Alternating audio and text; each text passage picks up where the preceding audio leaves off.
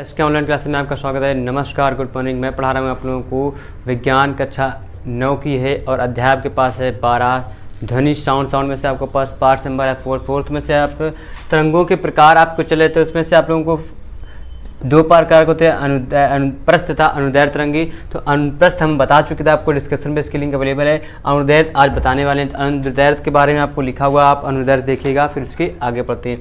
ठीक है, लिखा है जिस तरंग में माध्यम के कण तरंग के चलने, जिस कण में माध्यम के कण तरंग के चलने की दिशा के अनुदिश कंपन करते हैं उस तरंग को अनुदैर्ध्य तरंग कहते हैं। क्या कहते हैं? अनुदैर्ध्य तरंग कहते हैं। पतले तार के लिए लंबे, एग्जाम्पल आपको बताते हैं। पतले तार के लिए लंबे स्प्रिंग का एक सिरा, पतले तार के लिए लंबे स्प्रिंग का एक सिरा दृढ़ आधार से बंधा होता है। जैसे हमने मान लिया यहाँ से ऐसे बांध दिया है, ठीक, तथा दूसरे हाथ में पकड़ लेते हैं, पकड़ा हुआ है। जब हम हाथ को आगे पीछे खींचते हैं ऐसे करके, तो स्प्रिंग का प्रत्येक चक्कर स्प्रिंग की लंबाई के समांतर कंपन करने लगता है।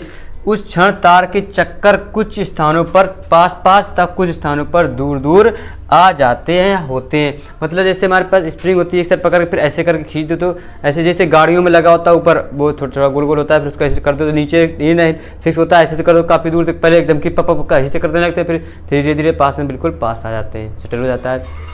वही लिखा है, जहाँ पर स्प्रिंग के चक्कर पास आ जाते हैं वहाँ संपीड़न की दिशा, वहाँ पर जहाँ चक्कर स्प्रिंग के चक्कर होते हैं पास आ जाते हैं वो संपीड़न दिशा कहलाती है। जहाँ दूर हो जाते हैं वह विरलन की दिशा कहलाती है। जी आपको आगे और लिखना है, ठीक। तो आप लोग ऐसे इसको पहले नोट कर लीजिए इस थ्योरी को, फिर आपको इसका डायग्राम भी बना के दिखाते हैं। जल्दी से नोट कीजिएगा, क्विक फास्ट स्पीड में।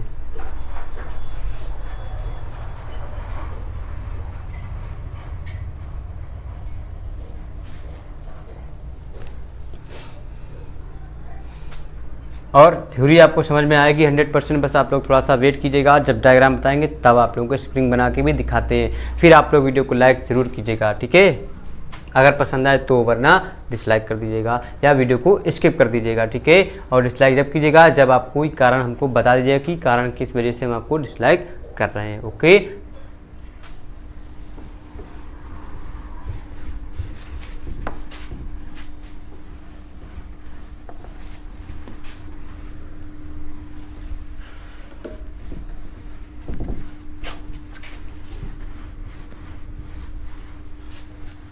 फिर यहीं पे लिखेंगे,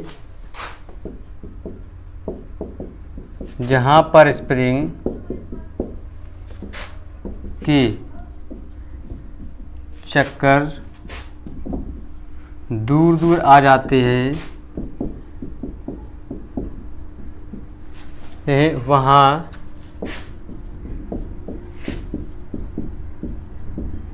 विरलन की दशा या दिशा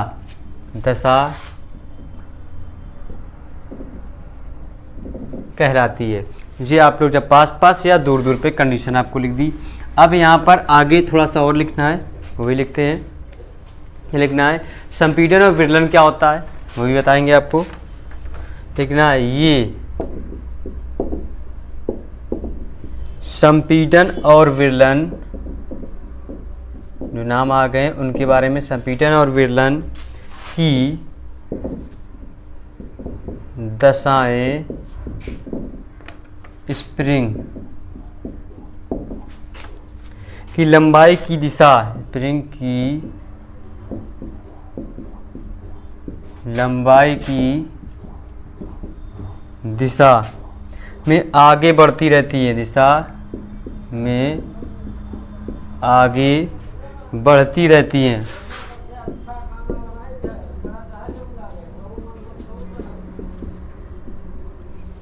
हैं। ये ही अनुदैर्ध्य तरंगे हैं।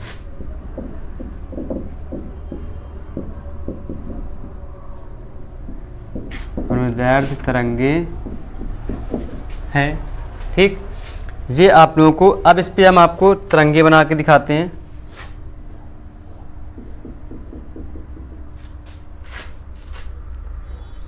ये मान लिया हमने हाथ से पकड़ा हुआ, पहले तुम्हारे पास जिस समान दूरी पर है, ठीक, फिक्स कर दिया। फिर एक और बना लेते हैं। यहाँ पर बहुत ही पास पास कर लेते हैं।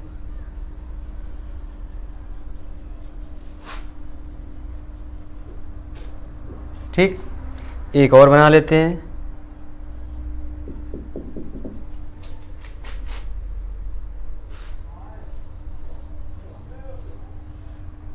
जो बहुत पास दूर दूर हो गई। फिर एक और बनाते हैं यहाँ पर, देखिए वहाँ पर नीचे जगह नहीं, आपको दिखेगा नहीं। यहाँ पर पहले तो पास पास, फिर जगह छोड़ देते हैं, फिर दूर दूर, फिर जगह छोड़ देते हैं, फिर पास पास, ऐसे। तो ये जो कंडीशन होती है यही हमारे पास स्प्रिंग के थ्रू होता है। पहले तो बहुत ही पास पास हो जाता है, फिर तो बहुत ही पास पास, फिर थोड़ा दूर दूर, फिर दूर पास होकर सेटल हो जाती है वो स्प्रिंग की दिशा। वही अनुदैर्ध्य तरंग हमारे पास कहलाती है। ठीक, जो हो गया। तो अब आप लोग ये डायग्राम बना लीजिए, फिर एक नोट लिखना है, उसके बाद आपके पास अनुदैर्ध्य तरंग समाप्त हो जाएगा। फिर डिफरेंस बिटवीन आपको लॉन्गिट्यूडिनल एंड ट्रांसवर्स वेव्स के बारे में बता दिया जाएगा। ठीक है, चलिए इसे नोट कर लीजिए, फिर आगे बढ़ते हैं।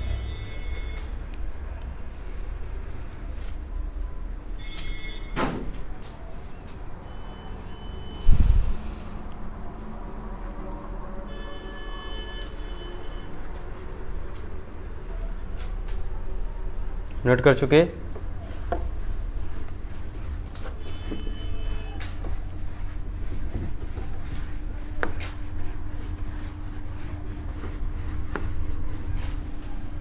अब आप इसी के नीचे एक नोट लिखिएगा। नोट में लिखना है, जब किसी माध्यम में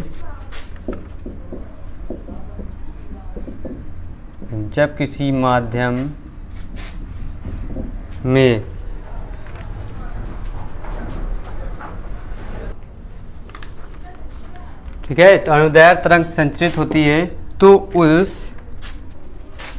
माध्यम में किसी भी क्षण,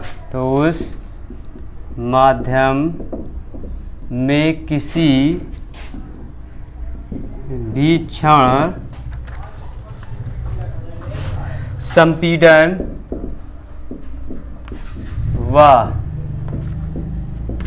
विरलन की दशाएं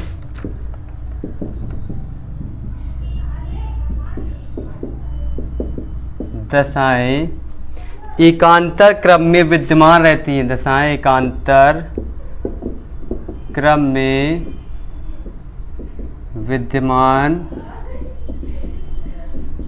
रहती है। ये दशाएं तरंगों के चलने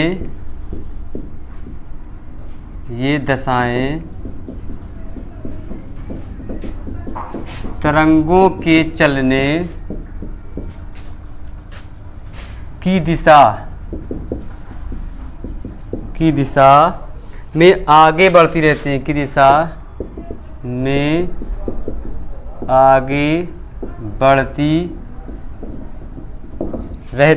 ये आप लोगों के पास नोट्स हो गया, तो आप लोग इसको नोट्स को लिख लीजिए। फिर इसके आगे बढ़ते हैं। आपके पास difference between inverse, longitudinal and transverse waves के बारे में आपको बताते हैं। ठीक है, तो टेबल बनाएंगे, आप लोग भी टेबल बनाएंगे हमारे साथ साथ। ठीक है, तो जल्दी से नोट कर लीजिए क्विक फास्ट स्पीड में, फिर आगे बढ़ते हैं।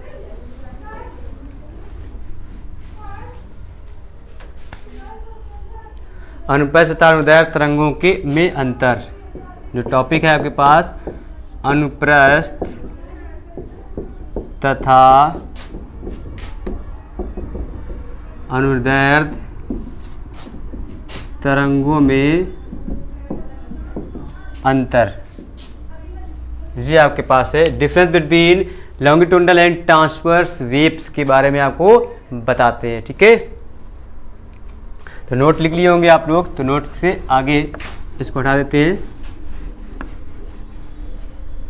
तब डालते हैं आपके पास अनुप्रस्थ तरंग और अनुदैर्ध्य तरंग।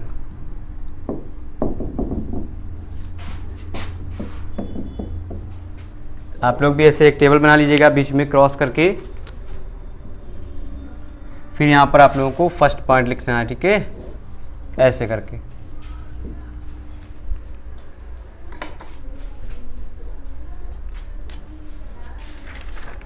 अब इसमें लिखना है आपको पास, इसमें फर्स्ट पॉइंट में, इसमें माध्यम के कारण क्या, इसमें माध्यम के कारण तरंग के चलने की दिशा के लंबवत कंपन करते हैं। क्या करते हैं?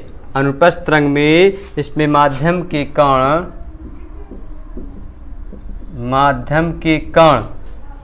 तरंग के चलने की दिशा के लंबवत कंपन करते हैं, ये आपके पास फर्स्ट पॉइंट हो गया। सेकेंड पॉइंट जो आपके पास लिखा है इसमें, वो आपको लिखाते हैं। इसमें माध्यम के कारण, इसी के पास उल्टा हो जाता है, इसमें माध्यम के कारण तरंग के चलने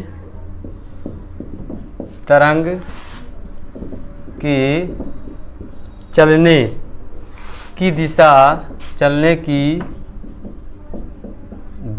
के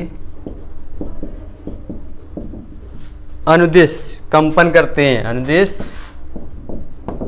कंपन। ये आपके पास एक पॉइंट कंप्लीट हो गया। अब आपको लिखाएंगे इसी का सेकेंड पॉइंट।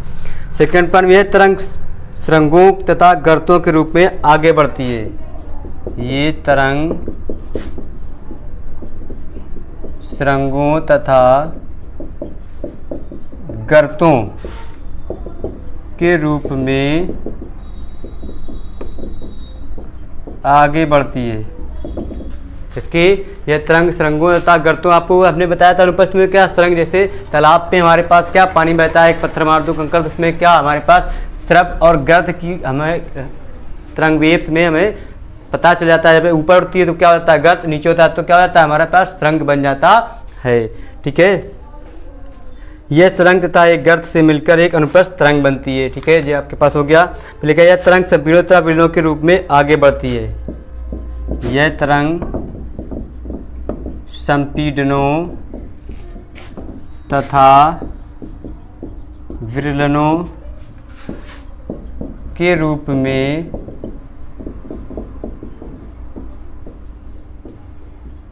आगे बढ़ती है। जो हो गया आपके पास दूसरा पॉइंट। अब आपको बताते हैं थर्ड पॉइंट।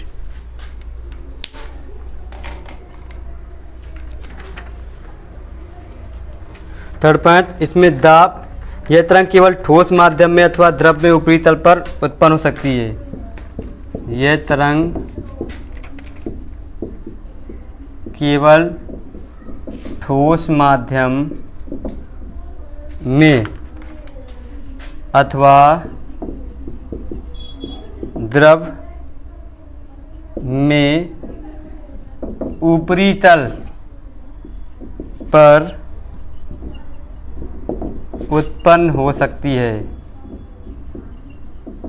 ठीक है, द्रव के भीतर अथवा गैस में नहीं होती है। क्या होती है? द्रव के भीतर अथवा गैस में नहीं होती है। ठीक, जो है आपके पास तीसरा पॉइंट, यह तरंग ठोस द्रव तथा गैस तीनों माध्यम में चल सकती है। यह तरंग ठोस द्रव तथा गैस तीनों माध्यम में चल सकती है। ये हो गया आपके पास थर्ड पॉइंट। अब बताते हैं आपको फोर्थ पॉइंट। ठीक है, फोर्थ एंड लास्ट, इसमें दाब तथा घनत्व परिवर्तन नहीं होते हैं। इसमें दाब तथा घनत्व में परिवर्तन क्या होते हैं? इसमें दाब तथा घनत्व में परिवर्तन हमारे पास नहीं होता है, और इसमें दाब तथा घनत्व में परिवर्तन होता है। मुझे उल्टा लिख देना है, इसमें दाब तथा घनत्व में परिवर्तन होता है। ये आपके पास ये आपके पास हो गया अंतर। तो अंतर आप लोग समझ गए होंगे, तो आप लोग टेबल बना लीजिए। फिर इसी के साथ साथ आगे बढ़ते हैं नेक्स्ट टॉपिक की ओर। जो नेक्स्ट टॉपिक है आप लोगों के पास नेक्स्ट वीडियो में, नेक्स्ट सेशन में आपको डिस्कस किया जाएगा। तो आज के लिए इतना ही रहेगा। जाने से पहले आप लोग वीडियो को लाइक शेयर सब्सक्राइब चैनल को जरूर कीजिएगा साथ ही साथ। तो नोट कर लीजिए जल्दी से, क्विक फास्ट।